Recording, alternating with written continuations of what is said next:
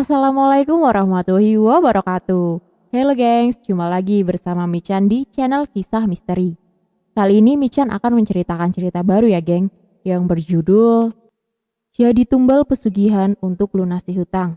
Cerita ini ditulis oleh Dalang Cerita, dan kalian bisa langsung kunjungi tweet beliau ya, di @dalang62854815. Oke, daripada lama-lama, langsung saja kita masuk ke ceritanya. Jadi tumbal pesugihan untuk lunasi hutang. Aku bekerja pada sebuah finance pembiayaan kredit motor sebagai tenaga penagihan. Gaji pun terbilang cukup buat seorang bujangan seperti diriku. Setiap 2 minggu sekali, aku menyempatkan diri pulang menengok ayah dan ibu, dan tak lupa memberi jajan pada kedua adikku. Tidak seberapa, namun cukup membuat mereka senang. Awal bencana ini bermula dari adikku, yang namanya anak-anak. Saat tahu ada temannya yang punya HP, dia pasti kepingin, apalagi dia sudah SMP. Aku hanya janji saja padanya, nanti ya kalau kakak gajian, kakak belikan, kataku padanya.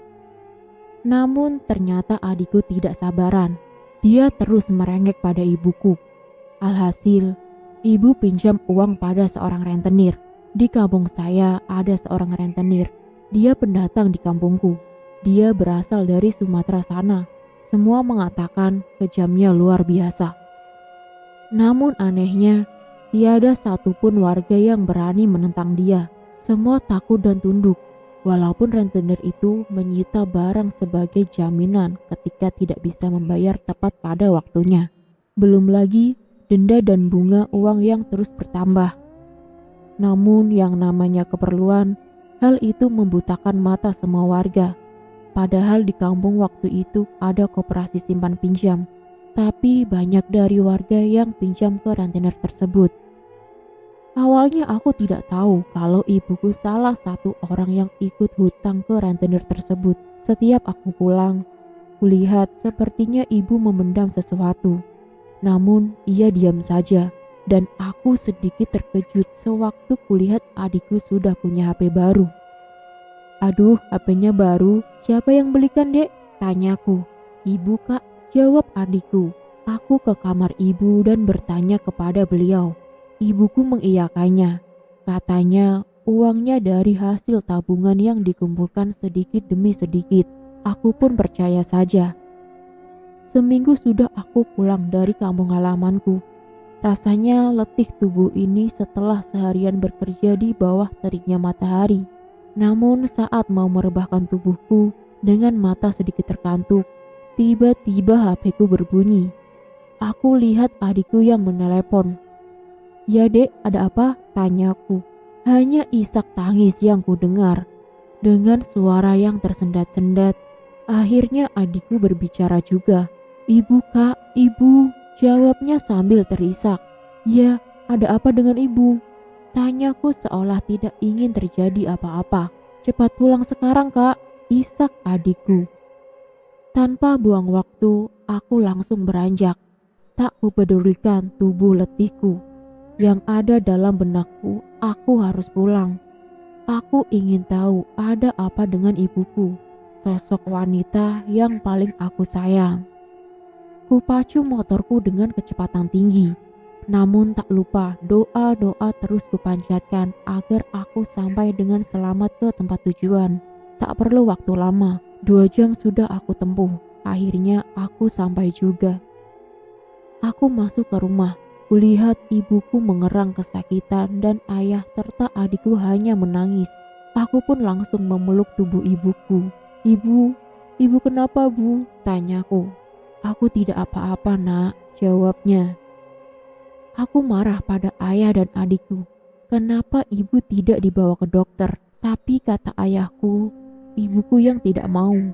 Aku lihat pucat pasi wajahnya, sambil mulutnya meringis menahan sakit di dalam tubuhnya. Aku semakin sedih. Ibu, ucap istighfar bu, ucapku. Allah, Allah, Allah.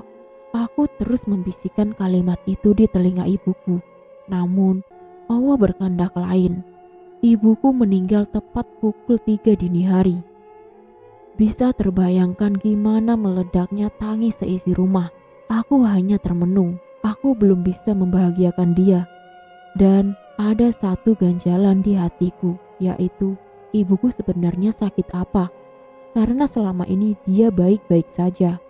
Esok paginya acara pemakaman ibu pun dilaksanakan. Dengan perasaan belum ikhlas, aku mengantar kepergian ibuku. Aku harus mencari tahu ada apa dengan ibuku. Mungkin ini nuraniku sebagai anak yang merasa ada ketidakwajaran dengan kematian ibunya. Malam hari setelah acara tahlilan, aku menemui ayahku. Aku merasa ayah pasti tahu. Pasti ada yang dirahasiakan di belakangku. Akhirnya ayah cerita bahwa ayah dan ibu mempunyai hutang pada rentenir dengan nominal 15 juta dan dalam tempo 5 bulan tidak bisa melunasinya. Hutangnya itu terus bertambah dengan bunga yang berbunga juga. Hutangnya itu kini menjadi 29 juta. Gila, aku menyesalkannya. Kenapa ayah dan ibu tidak cerita ke aku? Dan semenjak tidak bisa bayar hutang itu, ibuku stres dan gelisah teramat sangat. Paginya aku belum kembali bekerja. Sengaja aku mengajukan cuti dan pergi ke warung kopi tak jauh dari rumah. Ya, sekedar ingin mencari info tentang bagaimana sepak terjang rentenir itu. Jujur, dalam hatiku langsung berpikir negatif kepada rentenir itu dan bahwa kematian ibuku ada hubungannya dengan dia. Hai, sapaku pada kawan kampungku. Mereka temanku sewaktu kecil. Hei Aldi, siapa mereka? Aku ikut membaur bersama mereka dan mereka mengucapkan turut berduka cita kepadaku. Di akhir perbincangan, aku pamit pada mereka karena terdengar suara azan zuhur sudah berkumandang. Tiba-tiba di tengah jalan temanku tadi memanggilku. Aku berhenti dan bertanya, "Ada apa?" "Aku mau sedikit cerita tentang yang tadi kamu tanyakan di warung, tentang rentenir itu," katanya. Itu membuatku penasaran. Aku ajak temanku itu berhenti dan duduk sejenak di bawah pohon rindang yang ada di pinggir jalan. Temanku bercerita bahwa dia rentenir kejam dan sudah ada 3 nyawa yang melayang karena ulahnya.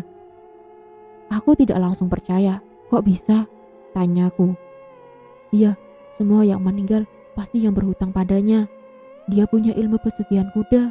Jika mata kamu bisa menembus alam goib, maka kamu akan melihat di depan pintu rumahnya dijaga oleh seekor kuda berkepala manusia. Oh iya, coba kamu lihat di bawah ranjang ibumu. Pasti ada bulu seperti bulu kuda," jawabnya. "Ah, masa?" tanyaku. "Coba kamu cari sekeliling kamar ibumu. Karena 2 orang yang meninggal kemarin juga sempat menemukan ada bulu kuda di bawah ranjangnya dan bermimpi dikejar-kejar kuda," jawab temanku. Aku langsung pamit pulang dan mencoba mempercayai kata-kata temanku itu. Aku masuk kamar ibuku. Tak kupedulikan ada ayahku yang lagi sholat. Aku cari di bawah kolong tempat tidur. Rapi, tak ada bekas bulu. Namun, aku masih belum puas juga. Dan tiba-tiba pikiranku ingin membuka di bawah kasurnya. Ya Allah, aku temukan banyak sekali bulu-bulu halus di sana.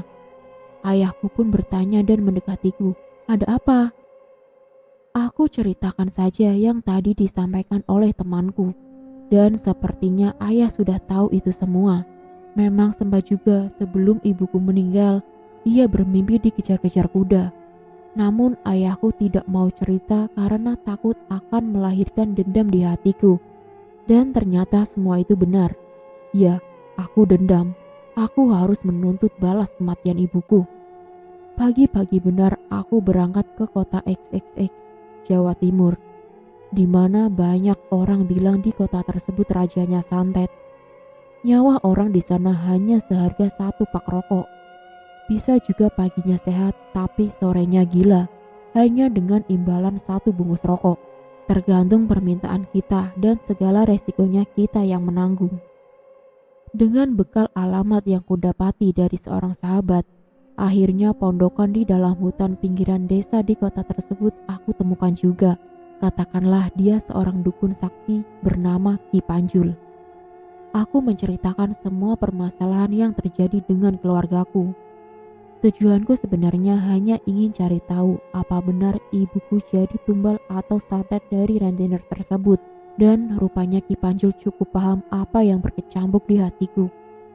Dia meninggalkanku pada sebuah ruangan dengan bau kemenyan yang teramat sangat menyesak nafasku. Dukun tersebut kemudian masuk ke tempat spiritualnya. Dan 1 jam kemudian, ia keluar sambil membawa sebuah gunting. Dia berkata, "Ibumu meninggal belum ada 40 hari. Iya, ibumu jadi tumbal dan nyawanya ada di antara 2 alam. Ibumu tidak tenang dan akan jadi budak di kerajaan kuda.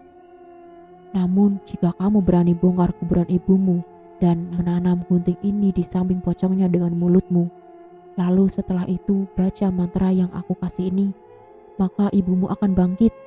Dia akan menunjukkan siapa yang telah menyakitinya. Jika memang terbukti bahwa rentenir itu yang membunuhnya, maka gunting ini akan menancap di jantungnya. Jika kamu sanggup, saya akan beri mantranya dan hari-hari pengapesan atau hari sial bagi sang pemuja kekayaan. Di hari itu juga kamu harus membongkar kuburan ibumu." Aku pun mengiyakannya demi kesempurnaan ibuku. Itulah yang ada di pikiranku. Aku langsung pulang ke rumah. Aku panggil 4 sahabat kecilku. Aku butuh bantuan mereka buat perencanaan yang telah aku dapat dari Ki Panjul. Rupanya temanku tidak keberatan karena rentenir itu cukup meresahkan penduduk. Dan hari ini adalah hari yang kutunggu. Ki Panjul memberi petunjuk lewat mimpi bahwa malam ini adalah hari naasnya rentenir tersebut. Cepat-cepat pagi itu juga aku menghubungi teman-temanku untuk mempersiapkan acara bongkar kuburan ibuku. Tepat pukul 12 malam, aku langsung menuju ke kuburan ibuku. Aku lihat pocongnya berubah jadi sebuah gedebok pisang di mataku. Tapi di mata temanku tetap masih pocong ibuku. Aku lakukan semua sesuai perintah Ki Panjul. Aku taruh gunting di samping pocongnya dengan mulutku. Setelah itu kembali tanah aku uruk seperti sedia kala, biar besok tidak heboh ada kuburan orang terbongkar. Aku kembali ke rumah pukul 3 dini hari dan aku pergi tidur. Esok harinya terdengar pengumuman dari balai desa bahwa rentenir itu meninggal dunia akibat terkena serangan jantung. Aku langsung loncat dan buru-buru mandi ingin menyaksikan jenazahnya. Masya Allah, aku lihat dadanya tertusuk gunting yang kutaruh di kuburan ibu. Wajah wanita itu seolah melotot dan jarinya menunjuk kepadaku. Itu yang aku lihat. Namun di mata semua orang, rentenir itu meninggal biasa saja tanpa ada darah dan matanya terpejam layaknya orang mati biasa. Sementara di mataku, dia meninggal dengan amarah yang memuncak, seolah akan ada balas dendam.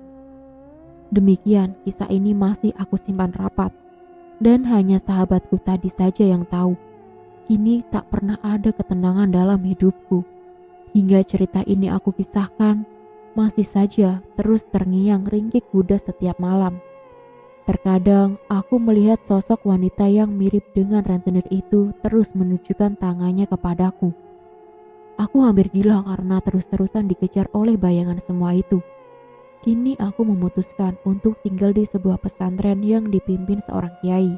Dia akan meruqyah aku dan menghindarkanku dari dendam wanita itu yang memang arwahnya menuntut balas, karena di dalam wanita itu ada iblis yang bersemayam.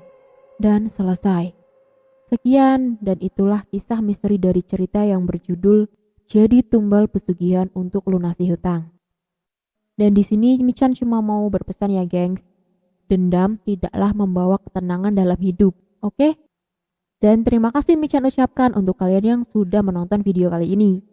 Tak lupa Michan ucapkan untuk tekan tombol like, komen, share, dan subscribe ya. Tekan juga tombol lonceng untuk mengaktifkan notifikasi cerita yang selanjutnya. Bye-bye, wassalamualaikum warahmatullahi wabarakatuh.